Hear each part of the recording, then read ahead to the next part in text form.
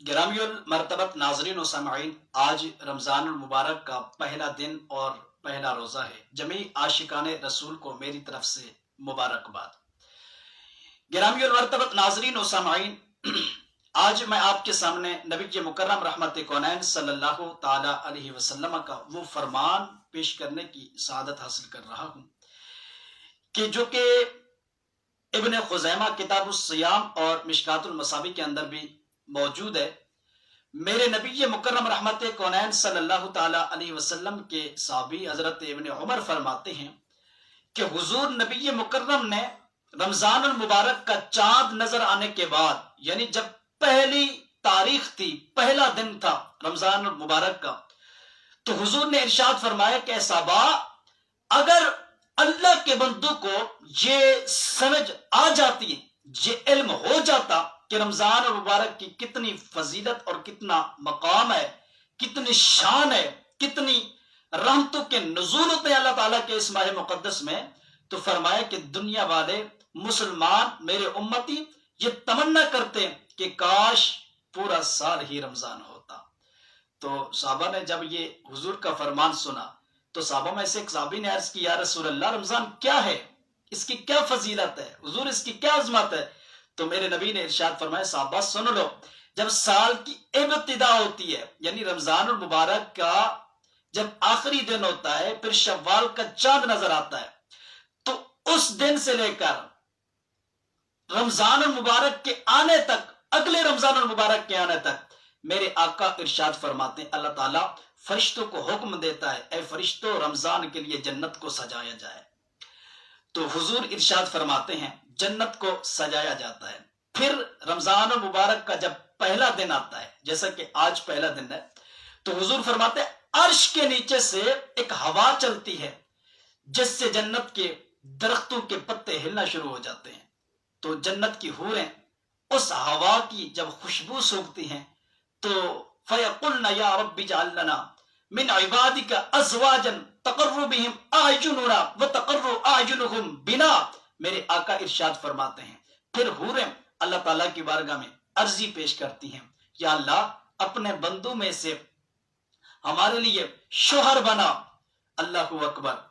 جن سے ہماری آنکھیں ٹھنڈی ہوں اور ہم سے ان کی آنکھیں ٹھنڈی ہوں۔ اور حضور ارشاد فرماتے ہیں جو بندہ رمضان المبارک کے ایک دن کا روزہ رکھتا ہے، ویسے تو سارے رکھنے ہیں، سارے فرض ہیں،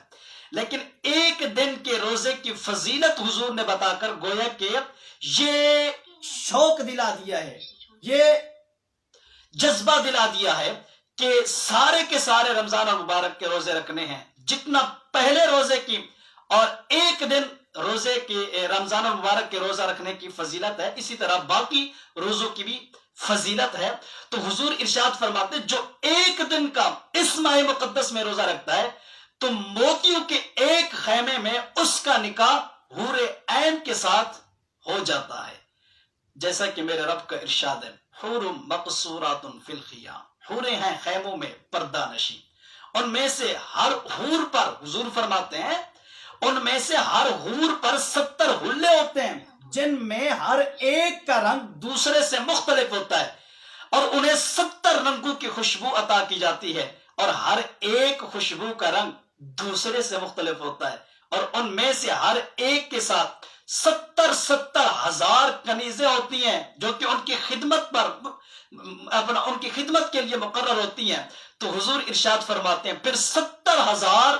غلام انہیں دیا جاتا ہے کہ ان غلاموں کے ہاتھوں میں سونے کا برتن ہوتا ہے، اور اس برتن کے اندر ہر قسم کے کھانے ہوتے ہیں۔ تو میرے آقا ارشاد فرماتے ہیں ہر قسم کے کھانوں کے ہر لقمے کا ذائقہ بھی مختلف ہوتا ہے، جدا جدا ہوتا ہے، اور ان میں سے ہر ایک کے نئے سرخ یاقوت کے تخت ہوتے ہیں، اور ہر تخت پر میرے نبی فرماتے ہیں ہر تخت پر 70 قلینیں ہوتی ہیں جن کا اندرونی حصہ استبراق کا ہوتا ہے، اور ہر قلین پر 70 تکیے ہوتے ہیں، اور ان کے شوہر کو، حوروں کے شوہر کو اتنے ہی موتیوں سے مزین سرخ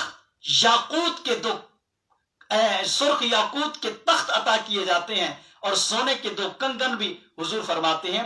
پہنائے جاتے ہیں۔ اور یہ فضیلت اسے رمضان المبارک کا ہر روزہ رکھنے پر میرے نبی فرماتے عطا کی جاتی ہے. جو رمضان المبارک کا روزہ رکھتے ہیں ہر روزے پر اتنی ہی فضیلت عطا فرما دی جاتی ہے. اور باقی نیکیوں کا ثواب تو جدا گانا ہے. باقی نیکیاں جیسے نماز تراویح ہو گئی اور نوافل ہو گئے, فرائض ہو گئے اور ذکر و اذکار ہو گئے, ان کی فضیلت اور ان کا اجر اور ان کا ثواب تو علیحدہ ہے. لیکن یہ جو ثواب حضور نے ذکر کیا ہے یہ رمضان المبارک کے ایک روزے کا, اور اسی طرح حضور نے فرمایا جتنا بھی روزے ہیں یعنی پورے مہینے کے 30 روزے ہیں یا 29 روزے ہیں, ہر روزے کا اتنا اللہ تعالیٰ بندے کو ثواب اور اجر عطا فرما دیتا ہے. اللہ تعالیٰ کی بارگاہ میں دعا کرتا ہوں کہ اللہ تعالیٰ ہمیں بھی اس ماہ مقدس کا احترام اور اس میں روزہ اور نماز تراویح اور دیگر نوافل اور فرائض اللہ تعالیٰ ہمیں ادا کرنے کی توفیق عطا فرمائے, اور بڑھ چڑھ کے نبی مکرم رحمت کونین کی ذات پہ درود و سلام پڑھنے کی, استغفار کرنے کی اللہ تعالیٰ ہمیں توفیق عطا فرمائے. آمین. وما علی الا البلاغ.